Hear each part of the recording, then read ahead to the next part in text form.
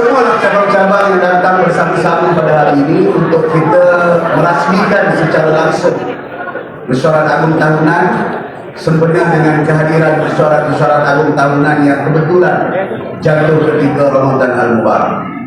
Sudah pasti suasana dan sambutan pada kali ini sedikit berbeza kerana kita perlu menganjurkan MATC di dalam suasana Ramadan, tetapi saya jangka masih lagi meriah kerana setakat jam 6 petang tadi Setiausaha Agung melaporkan bahawa lebih 47,700 anggota-anggota telah sah berdaftar dengan eKYC.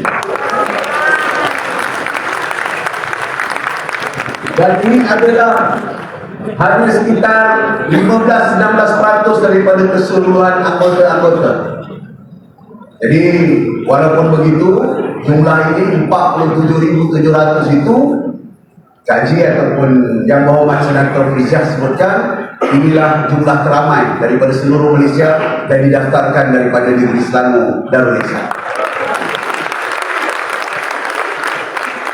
Saudara-saudara, tuan-tuan dan puan-puan, sahabat-sahabat akan seperjuangan. Parti ini berdiri dengan satu nilai dan semangat.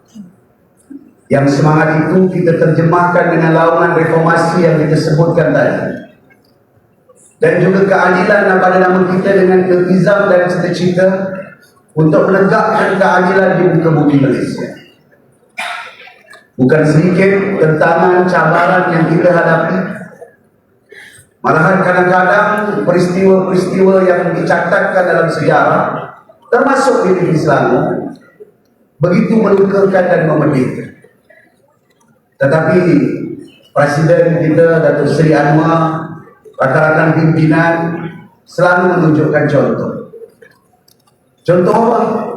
Contoh untuk kita meneruskan juga apa ikhtiar yang ada.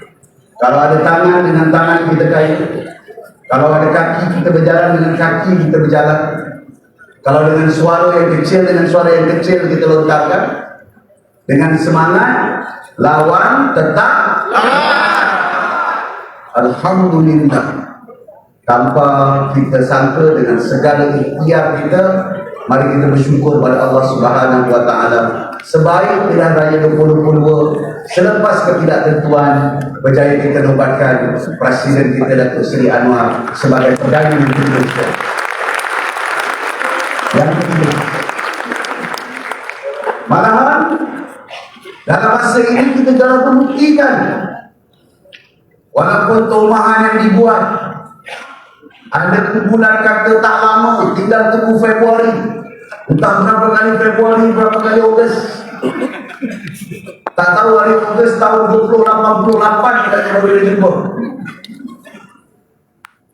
Alhamdulillah hari ini bukan saja Datuk Seri Anwar Perdana Menteri Malaysia yang 11 terbukti berjaya dengan undi percaya di dalam Dewan Rakyat yang tidak mampu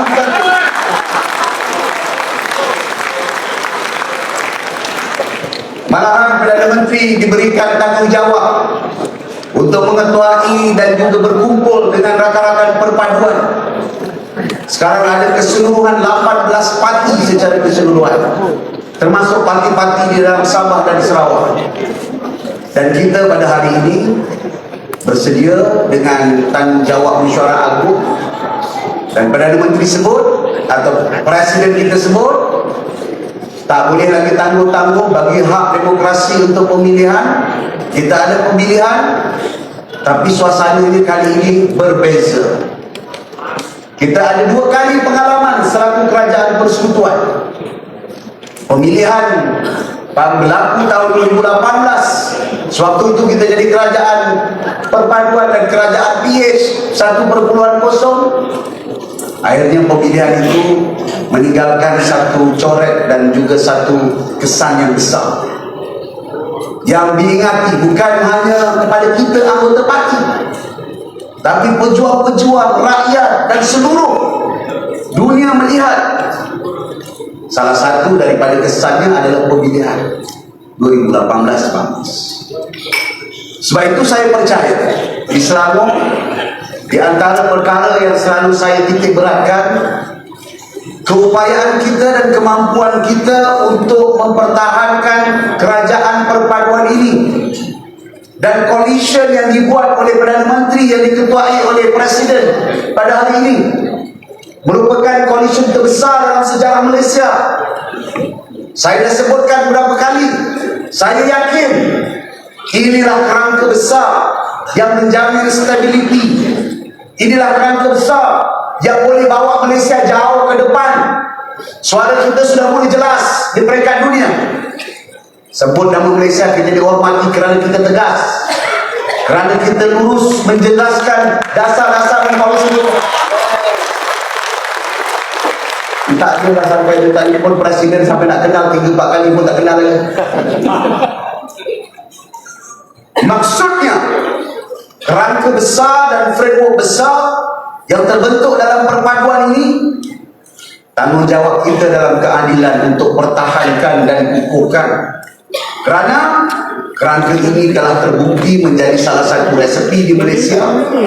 Siapa yang mempunyai koalisi terbesar yang mewakili semua, yang mewakili setiap pelosok, sebagaimana kejadian dan penubuhan Barisan Nasional di tahun 70-an yang berkuasa kemudian 30 tahun.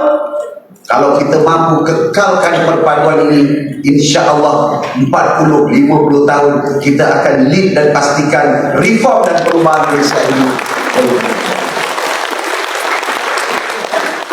Sebab itu parti kena kuat, parti kena jitu. We have to intact, kita kena intact. Bila orang sebut tentang pemilihan, saya sebut pastikan pemilihan ini tidak ulang kisah lama yang pecahkan kita. Sebaliknya pemilihan yang akan berlaku di semua peringkat harus satukan dan kukuhkan kita walau bagaimana sekalipun kita berada dan kita duduk bersama.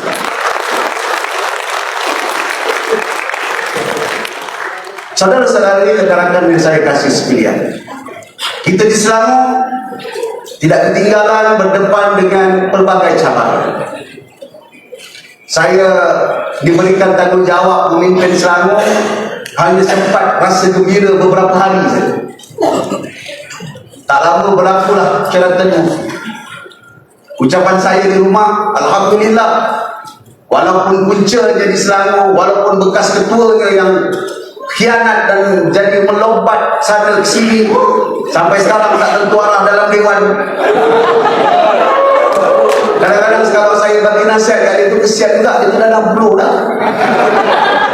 Kita bagi nasihat tu macam baby nasihatkan bapak-bapak. Tapi orang ini dia tidak akan boleh nak tutup ego dan malunya, kerana dia tidak ada pilihan.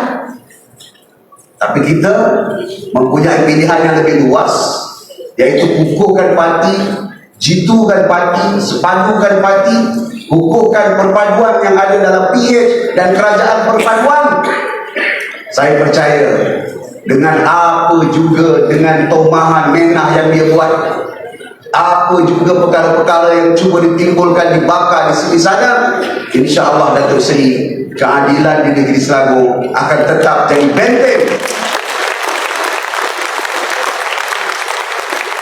untuk kukuhkan semangat perpaduan dan juga kewujudan kestabilan yang telah kita lahirkan. Jadi saya hari ini ingin menyebutkan beberapa perkara. Antara perkara yang saya nak sebut ini, kadang-kadang kita ini tidak boleh terlalu fanatik dan ekstrim melampau. Kita nak lawan, kita lawan. Tapi dia adalah batas, dia ada juga tahap-tahap tertentu. Walaupun yang jumpa tu musuh, walaupun yang ada di depan kita ini maki kita, hamun kita, kita ini parti reform. Kita bukan parti sembarangan. Reform itu juga bawa akhlak, bawa moral dalam perjuangan. Kalau kita pun bertindak sama macam mereka, langkahnya ekstrim, otaknya ekstrim, kita tak akan bawa ke mana-mana negara dan juga parti. Sekarang seluruh dunia berdepan dengan cabaran ini. Yang ekstrim Trump, yang ekstrim di Jerman AFD baru ini, yang jelas Nazi, yang jelas anti Muslim. Nanti dia punya refleksnya menebalkan lagi semangat pula Muslim group yang ekstrim untuk lawan. Kita nak jadi apa dalam negara?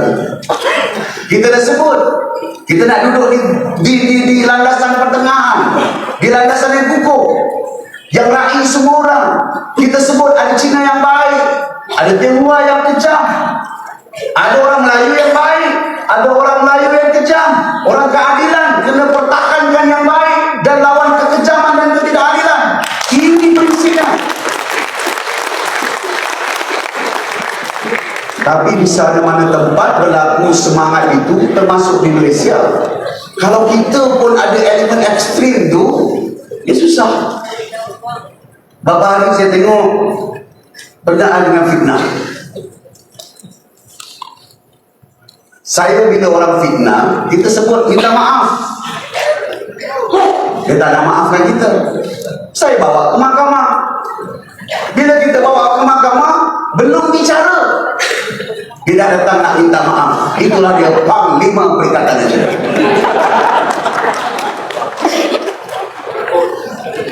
Yang PM ni dia bodoh sama. Tengok Amir takut sebab dia tak nak bicara. Dia tak tahu lah saya kenal. Tak apalah dia bodoh. Yang kawan-kawan kita ni, kita dah lari daripada perjuangan, tapi nak buat apa takkan aku nak tikam solusi tu. Saudara, sebut fitnah ni, saya nak cerita sikit lah. Saya difitnah kononnya nak lompat parti ni sejak Ezam Muhammad Noor keluar daripada Parti Keadilan. Tahun 2007 Ezam keluar parti. Saya lah dalam list teratas kata nak keluar parti. Ada tema cerita Amir tak lama lagi, Amir tak lama lagi. 2007 ni dah hampir 2027 dah. Sampai Ezam buat parti dia keluar parti dia sendiri. Saya tekan bersama dengan Parti Keadilan Rakyat.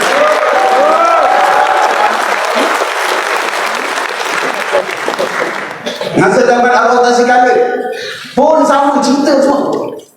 Apa tak lagi masa zaman Azmin Ali keluar, macam-macam cerita. Masa zaman bertanding, Amir kawal itu, Amir kawal ni. Saya pun tak tahu siapa fitnah. Tapi apa yang menyebabkan saya boleh tekan?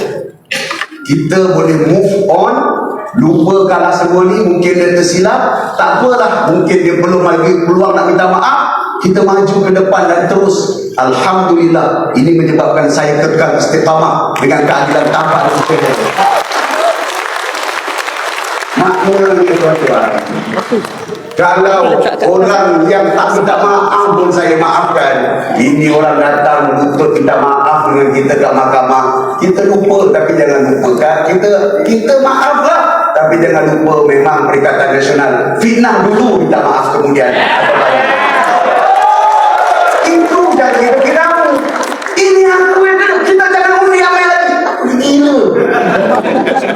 Saudara dan tuan-tuan yang saya kasih sekalian, sebab itu kita ada kerja besar depan ini. Kita ada landasan besar yang perlu kita laksanakan.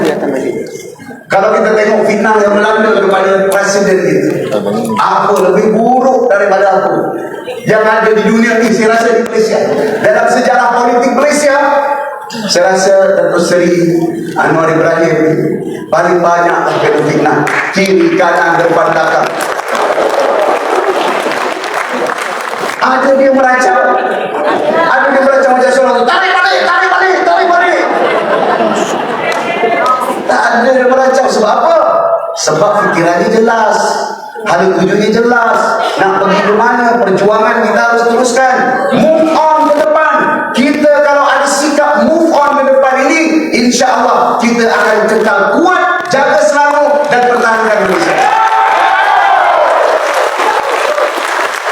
Sebab itu saudara dan tuan-tuan yang saya kasih sekalian, sebab itu saya harap dalam MADC nanti kita di parti yang memerintah di Selangor, kita juga bersama-sama mentadbir di Putrajaya. Jadi fikirkanlah isu rakyat, bukan hanya fikirkan bagi cadangan. kemukakan di peringkat parti. Kongres kita ini akan memberikan hala tuju besar kepada masa depan negara. Isu tentang ekstremis, tentang apa yang berlaku di Eropah, tentang berlaku di ini, apa kesannya kepada kita, bagaimana kita nak hala tuju dan bentuk Malaysia ni. Tapi kalau kita sibuk siapa nak naik nombor 1, nombor 2, nombor 3, nombor 4, sampai sudah kita tak akan bawa benda besar. Sebab itu saya berfikir dengan jelas dan matang. Hari ini saya nak maklum, kita harus bekerjasama dengan semua pihak. Saya alukan kehadiran kanda saya, Datuk Wira Megat Zulkarnain, Pengerusi Barisan Nasional. Jadi selalu barisan. Ini saya dah beritahu mohon tak mohon.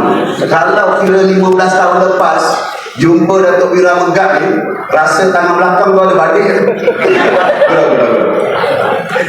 Tapi sebab boleh mohon aja. Jadi kita rasa siapa nak berlawan, bertanding lah. Siapa nak mentawar diri, tawar lah.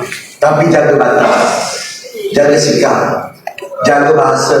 Ingat Ramadan ni, bulan Ramadan, PM pun pandai kau nak tengok. Buat Ramadan. Dia tahu dah. Kalau buat bulan lain, aduh, faham. Saya tak tahulah macam mana saya nak cerita. Boleh buat buku tebal macam ada pemilihan keadilan dan menggagalkan pemilihan dalam keadilan.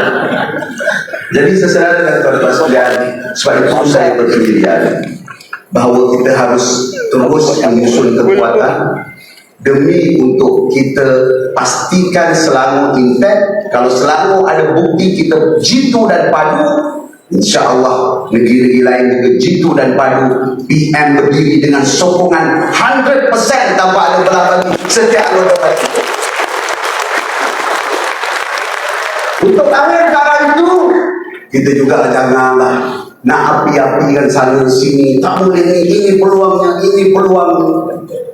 Jadi cukuplah, jelas betul tak? Jadi jelas, insya-Allah saya demi memikir itu, saya yakin bahawa Perdana Menteri harus dapat sokongan terus daripada saudara Datuk Seri Rafizi selaku Timbalan Presiden, dan saya akan terus berdiri selaku naib Presiden dan rakan-rakan pimpinan Angkatan Muda dan Wanita. Kerana apa? Kita kena jadi satu suara yang kuat, yang patuh